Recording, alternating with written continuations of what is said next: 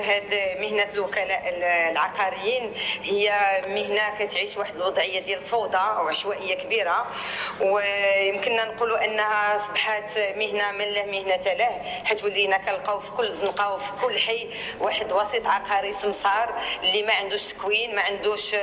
ترخيص باش يخدم، وهذا الشيء كيسيء لهذه المهنة هذه، وحتى المواطنات والمواطنين اللي بعض المرات كيكونوا عرضة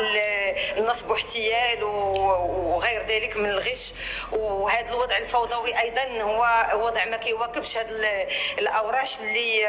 مقدماها الحكومه تحت القياده الرشيده صاحب الجلاله، واللي هي اوراش كبيره بحال ميثاق الاستثمار اللي تا هو كيعول على الوعاء العقاري. وايضا كنتمناو انه الحكومه تاخذ بعين الاعتبار هذا الشيء كامل، وانها يكون لها شرف في التنظيم